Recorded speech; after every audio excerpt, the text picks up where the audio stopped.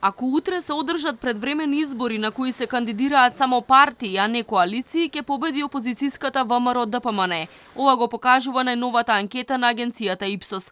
За ВМРО ДПМН би гласале 22%, додека за водеачката СРСМ 12,9% од гласачите.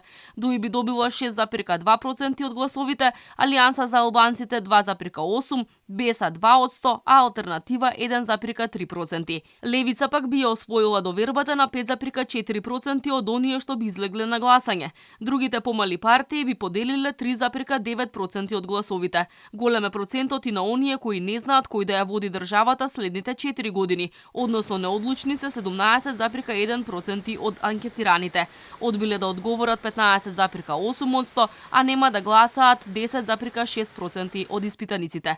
На прашањето како го оценуваат досегашното работење на премиерот Димитар Ковачевски, со лошо одговориле 38% од анкетираните. Дека премиерот испорачал многу лоши резултати, сметаат 24% од испитаниците, дека добро работел, мислат 24%, а дека одлично си ја врши работата, сметаат 11% од анкетираните.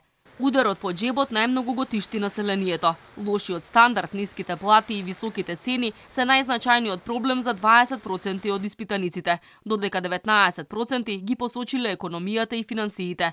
Невработеноста е најголем проблем за 10% од анкетираните, криминалот и корупцијата за 6%, квалитетот на образованието за 4%, а иселувањето на младите за 3% од испитаниците.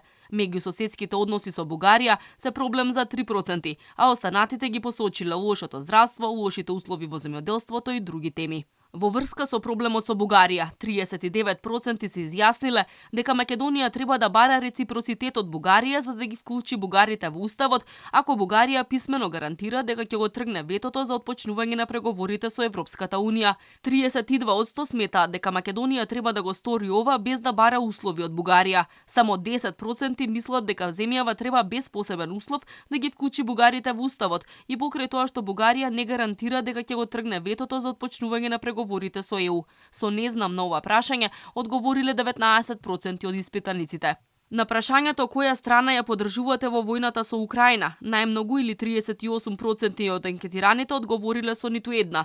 Украина ја поддржуваа 29%, а Русија 13% од анкетираните. Агенцијата Ипсос ја изработила теренската анкета за потребите на ВМРО ДПМН на 1000 испитаници во периодот од 6 до 26 април годинава.